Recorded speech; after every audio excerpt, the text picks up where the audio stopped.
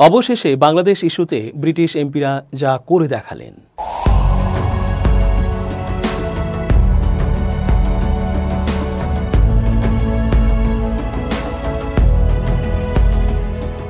আসসালামু আলাইকুম প্রিয় দর্শক, আশা করছি আল্লাহ পাকের রহমতে ভালো আছেন।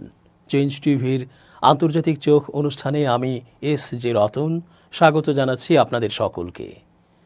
পতিত হাসিনা সরকারের পলায়ন সহ বিপর্যয়ের পর নানা রকমের চেষ্টা হয়েছে বাংলাদেশকে ভিন্নভাবে উপস্থাপনের।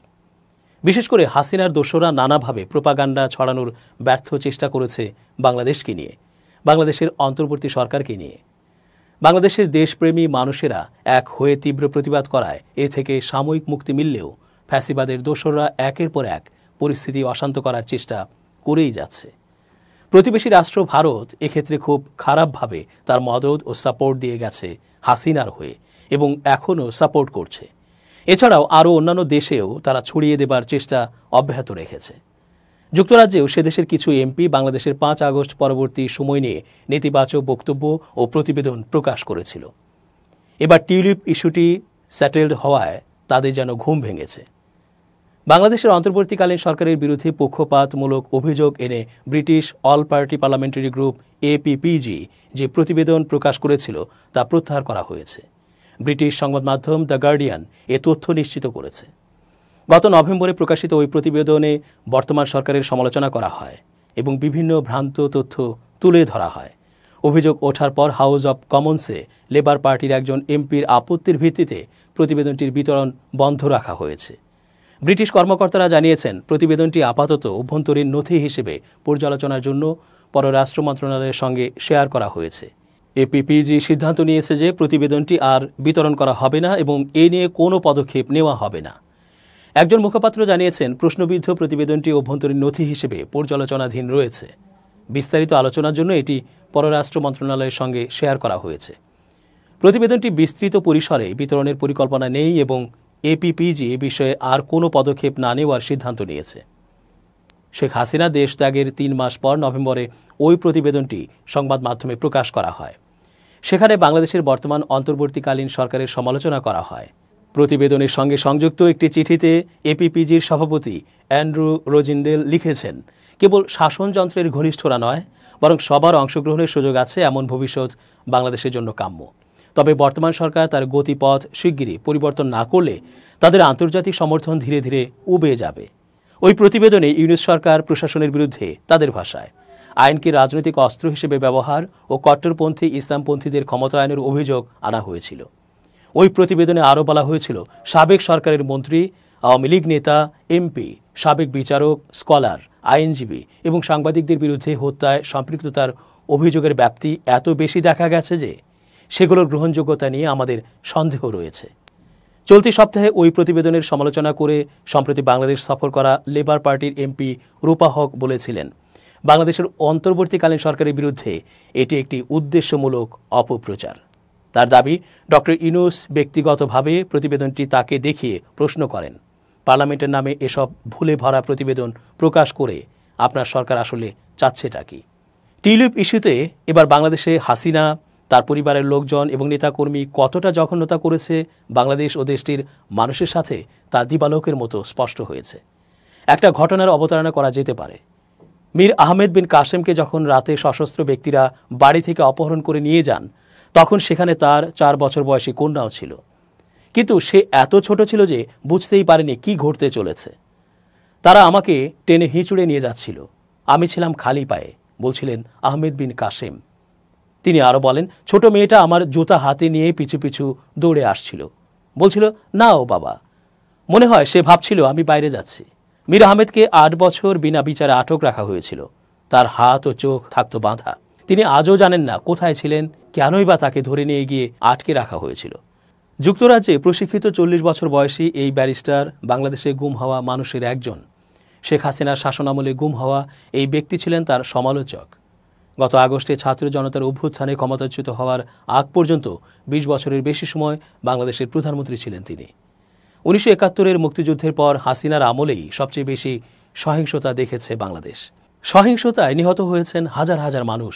তার ক্ষমতায় আঁকড়ে থাকার শেষ দিনটিতে অন্তত 90 জন নিহত হন। বিতর্ককে সঙ্গী করা হাসিনা যুক্তরাজ্যের ক্ষমতাসীন লেবার পার্টির আইন প্রণেতা এমপি টিউলিপ সিদ্দিকের খালাও। নিজের বিরুদ্ধে দুর্নীতির একাধিক অভিযোগ ওঠার পর গত সপ্তাহে টিউলিপ প্রধানমন্ত্রী কিয়ার স্টারমারের দুর্নীতি প্রতিরোধ বিষয়ক মন্ত্রীর পদ থেকে পদত্যাগ করেছেন, যদিও অভিযোগ অস্বীকার করেছেন তিনি। অভিযোগগুলোর একটি হল বাংলাদেশের অবকাঠামোগত ব্যয় থেকে ৩.৯ বিলিয়ন পাউন্ড অর্থাৎ ৩৯০ কোটি টাকা পর্যন্ত আত্মসাৎ করেছে টিউলিপের পরিবার। এছাড়া লন্ডনে তিনি তার খালার সঙ্গে সংশ্লিষ্ট ঘনিষ্ঠ ব্যক্তিদের সম্পত্তি ব্যবহার করেছেন। কিয়ার স্টারমার সরকারের তদন্তে মন্ত্রিত্বের আচরণগত নীতিমালা টিউলিপ ভাঙেননি বলে দেখা গেছে, তবে যে কোনোভাবেই হোক পদত্যাগ করেছেন তিনি। যদিও বিষয়টির এখানেই শেষ হয়ে যাওয়া আবশ্যকীয় নয়। এই ঘটনা কিয়ার স্টারমারের বিবেচনাবোধ ও বাংলাদেশি বংশোদ্ভূতদের ভোট আকর্ষণে লেবার পার্টির দৃষ্টিভঙ্গি নিয়ে যন্ত্রণাদায়ক নানা প্রশ্নের জন্ম দিয়েছে। ঘুরপাক খাওয়া প্রশ্নগুলোর একটি, কেলেঙ্কারিতে জড়িয়ে পড়া খালার সঙ্গে টিউলিপের যে সংশ্লিষ্টতা রয়েছে সে বিষয়ে অনেক আগে থেকে জানার পরও লেবার পার্টি এখনকার ঘটনা আঁচ করতে পারল না কেন? কেননা হাসিনার আমলে সেই 2016 সালেই বিন কাসেমের ঘটনা প্রথম প্রকাশ্যে এসেছিল। বিন কাসেম ও অন্য বাংলাদেশিদের গুম হওয়ার ঘটনা মানবাধিকার বিষয়ে ওই সময় থেকে টিউলিপের সোচ্চার হওয়া নিয়ে একটা অসামঞ্জস্যপূর্ণ ভাবনারও জন্ম দিয়েছে। উদাহরণ হিসেবে নিজ নির্বাচনী এলাকার বাসিন্দা নাজনীন জাঘারি র্যাডক্লিফকে ইরান থেকে মুক্ত করার জন্য দীর্ঘ প্রচার চালিয়েছেন টিউলিপ। বিপরীতে বাংলাদেশে তার খালার শাসনামলে লোকজনের দুঃখ দুর্দশা এবং বিচার বহির্ভূত হত্যাকাণ্ড নিয়ে জনসমক্ষে বক্তব্য দেওয়ার ক্ষেত্রে টিউলিপের নির্লিপ্ততা ছিল উল্লেখ করার মতো। অতীতে রুশ প্রেসিডেন্ট ভ্লাদিমির পুতিনের সঙ্গে তার খালার বৈঠকে টিউলিপকে পাশে দেখা গেছে।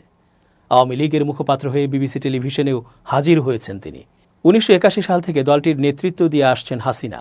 যুক্তরাজ্যে লেবার দল থেকে 2015 সালে এমপি নির্বাচিত হতে সহায়তা করায় আওয়ামী লীগের সদস্যদের ধন্যবাদও জানিয়েছিলেন টিউলিপ। দলটির সঙ্গে নিজের সংশ্লিষ্টতার বিষয়ে তিনি 2008 ও 2009 সালে তার ওয়েবসাইটে 2 পৃষ্ঠা জুড়ে বর্ণনা দেন। পরে তা মুছে ফেলা হয়। যদিও একসময় পার্লামেন্টে টিউলিপ সাংবাদিকদের উদ্দেশ্যে বলেছিলেন, বাংলাদেশের রাজনীতিতে প্রভাব খাটানোর কোনো সক্ষমতা বা আকাঙ্ক্ষা তার নেই।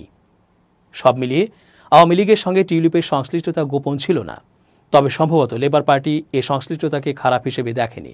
বিশেষ করে সাম্প্রতিক বছরগুলোয় আওয়ামী লীগের সঙ্গে দলটির দূরত্ব বজায় রাখার লক্ষণ খুব কমই দেখা গেছে। তৎকালীন লেবার পার্টির এমপি জিম ফিজপ্যাট্রিক 2012 সালে কমন্স সভায় বলেছিলেন তারা সহযোগী সংগঠন। একই রকম ধারণা পোষণ করতেন তার অনেক সহকর্মীও। 2015 সালে স্টারমারও টিউলিপের পাশের আসন থেকে নির্বাচিত হয়ে পার্লামেন্টে প্রবেশ করেন। একাধিকবার হাসিনার সঙ্গে দেখা করেছেন তিনি। হাসিনার সঙ্গে স্টারমারের এমন এক সাক্ষাৎ ঘটেছিল 2022 সালে। বাংলাদেশের তৎকালীন প্রধানমন্ত্রী হাসিনা ওই সময় রানী দ্বিতীয় এলিজাবেথের শেষকৃত্যানুষ্ঠানে যোগ দিতে লন্ডনে ছিলেন। ওই বৈঠককে হৃদয় বিদারক ও মর্মন্তুদ বলে আখ্যায়িত করেন বিন কাসেম। তবে স্টারমারের একজন সহযোগী যুক্তি দিয়ে বলেন, হাসিনার সঙ্গে স্টারমারের ওই সাক্ষাৎ করা ছিল খুবই যৌক্তিক। বৈঠকটি হাসিনার নীতির প্রতি তার সমর্থনের বহিঃপ্রকাশ ছিল না। বাংলাদেশে বছরের পর বছর লেবার পার্টির পাশে রাখার দৃশ্যতে এমন চেষ্টা ছিল যুক্তরাজ্য, বিশেষ করে রাজধানী লন্ডনের অংশবিশেষের রাজনৈতিক বাস্তবতারই হয়তো প্রতিফলন। লেবার পার্টির একজন বিশিষ্ট নেতা বিষয়টিকে এভাবে ব্যাখ্যা করেন, বাংলাদেশি ভোট না বুঝে পূর্ব লন্ডনে আপনি সফল হতে পারবেন না। অবশ্য তিনি বলেন, আপনার কথা ও কাজের মধ্যে সতর্কভাবে ভারসাম্য বজায় রাখা উচিত। আপনি যদি একটি দলের বাংলাদেশির ব্যাপারে অতিরিক্ত খোলামেলা ভাব দেখান, তবে আপনার সমালোচনা হবেই। দ্য ফিনান্সিয়াল টাইমস এফটি এর এক বিশ্লেষণে এমন ইঙ্গিত পাওয়া যায়। যুক্তরাজ্যের অন্তত 17টি আসনে ভোটার হওয়ার উপযুক্ত বয়সী বাংলাদেশিদের মধ্যে লেবার সংখ্যাগরিষ্ঠতা বেশি। স্টারমারের হলবর্ন ও সেন্ট প্যানক্রাস আসনে বাংলাদেশি বংশোদ্ভূত প্রাপ্তবয়স্ক ব্যক্তির সংখ্যা অন্তত 6000। গত জুলাইয়ে নির্বাচনে জেতার অল্প পরই স্টারমার যুক্তরাজ্যের দুর্নীতিবিরোধী প্রচেষ্টায় নেতৃত্ব দিতে টিউলিপকে নিয়োগ দেন। ওই সময় আওয়ামী লীগের প্রতি লেবার পার্টির সহানুভূতি ও লন্ডনের রাজনৈতিক বাস্তবতাই কি দুর্নীতি নিয়ে সম্ভাব্য ঝড়ের ব্যাপারে স্টারমারের বিচারবোধ ম্লান করে দিয়েছিল? উঠেছে এমন প্রশ্ন। একটি লেবার সূত্র বলেছে, নিজের বন্ধুবান্ধব ও রাজনৈতিক সহকর্মীদের প্রতি স্টারমারের অন্ধভক্তি রয়েছে। এটা নতুন কিছু নয়।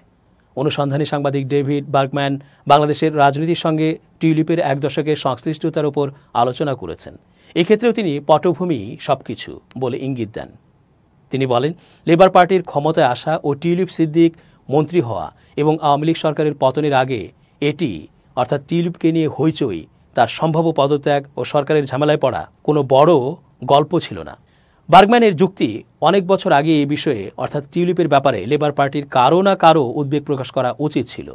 টিউলিপকে নিয়ে প্রথম অনাবিষ্কৃত উদ্বেগের ক্ষেত্র ছিল বাংলাদেশে জোর করে গুমের ঘটনায় তার সাড়া দেওয়ার ব্যর্থতার বিষয়টি। এর পরের ক্ষেত্রটি ছিল আওয়ামী লীগের সঙ্গে তার সংশ্লিষ্টতার বিষয়টি। এ বিষয়ে লেবার পার্টির এমপিদের কাছে জানতে চাইলে তারা বলেন, ব্রিটিশ গণমাধ্যমের পাশাপাশি লেবার পার্টির মধ্যে বাংলাদেশকে নিয়ে জানার ঘাটতি আছে। যুক্তরাজ্যে প্রায় 6 লাখ বাংলাদেশি বংশোদ্ভূত ব্রিটিশ রয়েছেন। তাদের কথায় এটি বিশ্বের 8ম বৃহৎ জনসংখ্যার দেশ। অথচ 5 আগস্টের পর এখনকার গণমাধ্যমের কাছ থেকে বাংলাদেশকে নিয়ে আমরা কোনো খবর শুনিনি। হাসিনার বিরুদ্ধে আরও কিছুদিন দুর্নীতির তদন্ত চলতে পারে। ফলে টিউলিপ লেবার পার্টির এমপি থাকতে পারবেন কিনা সামনের মাসগুলোয়, সেটিও স্টারমারের শীর্ষস্থানীয় কর্মকর্তাদের জন্য সম্ভাব্য আলোচ্য বিষয় হয়ে উঠতে পারে।